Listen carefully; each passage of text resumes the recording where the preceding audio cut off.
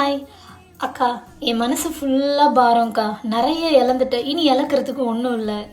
எது பண்ணாலுமே தப்பாக இருக்குது. ரொம்ப மனசு கஷ்டமாக இருக்குது. என்னால் கான்ஃபிடெண்ட்டாக எந்த விஷயத்தையும் பண்ண முடியல.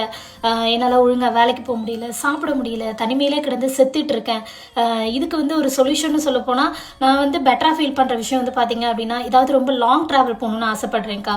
அதே மாதிரி என் கையில் ஃபோன்லாம் இருக்கக்கூடாதுக்கா. அந்த ஒரு மணி நேரமாவது நானாக வாழணும். என்னோட பழைய மெமரிஸ் எல்லாம் லாஸ் பண்ணிடணும். பிகாஸ் நான் லாஸ் பண்ணி தான் ஆகணும். ஏன்னா அது என்னோட லைஃப்ல ஒரு சின்ன சாப்டர் தான் அப்படின்னு சொல்லிட்டு இந்த அளவுக்கு நீங்க ஒரு பாசிட்டிவான பீப்புளா இருக்கீங்க அப்படின்னா I feel very better like this. ஏன் சொல்கிறேன் அப்படின்னா, இந்த மாதிரி விஷயங்களை நீங்கள் கீப்பாக ஃபாலோ பண்ணிகிட்டே இருங்க. ஏன்னா நம்மளோட செல்ஃப் மோட்டிவ்க்கு அவ்வளோ பவர் இருக்குதுங்க.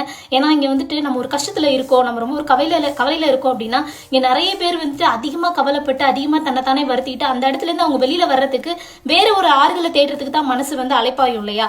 ஸோ அதை விட பெட்டர் இது நல்லா இருக்கும்னு நான் சொல்கிறேன். ஏன்னா அந்த இடத்துல நம்ம தன்னைத்தானே சரி பண்ணிக்கிட்டு ஒரு விஷயத்துலேருந்து நம்ம வெளியில வர்றோம் அப்படின்னா அடுத்தடுத்து எல்லா விஷயத்தையும் பண்றதுக்கு நம்ம மனசு தயாராகிடுங்க. உண்மையிலுமே சொல்றேன், இந்த வேர்ல்ட்லயே ஒரு பெஸ்டான தோழன்னு சொல்ல போனா நம்ம மனசு மட்டும்தான். நான் சொல்லட்டுமா, நான் என் ஹஸ்பண்ட் எனக்கு நிறைய டைம் சப்போர்ட் பண்ணுவாங்க.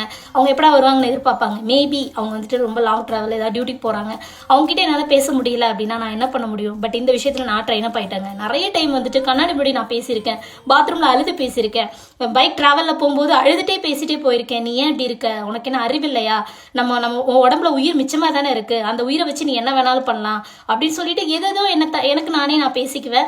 ஸோ இது ஒரு கரெக்டான வேன் தான் சொல்லுவேன். ஒவ்வொரு விஷயத்தையும் பண்ணும்போது யோசிச்சு பண்ணுங்க. இந்த மாதிரியான உங்களுக்குள்ள ஒரு பாசிட்டிவான விஷயம் இருக்கா அப்படின்னா அதை அதிகமா நீங்க ரிமைண்ட் பண்ணிட்டே இருங்க. ஏன் சொல்றேன் அப்படின்னா, அடுத்தவங்களோட ஆறுதல் எப்பயுமே நம்ம கூட வரப்போறது இல்லைங்க. நான் நிறைய நம்ம இப்பெல்லாம் பாக்குறோம். இப்போ நிறைய பாட்டிங்க தாத்தாங்களாம் இறந்து போறப்ப யாரோ ஒருத்தவங்க மறுபடியும் அவங்களும் இறந்து போயிடுவாங்க. அந்த மாதிரிலாம் சடனா நடக்குது. பட் இப்போ இருக்கிற ஜென்ரேஷன்ல இட்ஸ் நாட் பாசிபிள். லைக் என்ன சொல்றதுன்னா, யாரும் அன்பு இல்லை அப்படிங்கறது நான் சொல்ல வரலைங்க. மேபி அவங்களோட கமிட்மெண்ட்ஸ், ஏன்னா அவங்க இல்லாததுக்கு அப்புறம் குழந்தைங்களை எல்லாம் பாத்துக்கிறது அவங்க தானேங்கிறத கூட மனசுல வச்சுட்டு ஆறுதல் படுத்திட்டு அவங்க தன்னைத்தானே தேத்திக்குவாங்க. பட் எல்லாருமே நம்ம கூட வருவாங்கங்கிறது டெஃபினட்டாக கிடையாது. சொல்லலாம் நிறையா, நீ போகும்போதே என்னை கூட்டிகிட்டு போயிரு, நீ செத்த உடனே நான் எப்படி வாழ முடியும், இதெல்லாம் பேச்சுக்கு நல்லா இருக்குமே தவிர நடைமுறைக்கு நல்லா இருக்காது. ஸோ என்றைக்குமே நமக்கு நாம தாங்க ஆறுதல். ஸோ இதை கீப்பாக ஃபாலோ பண்ணுங்க.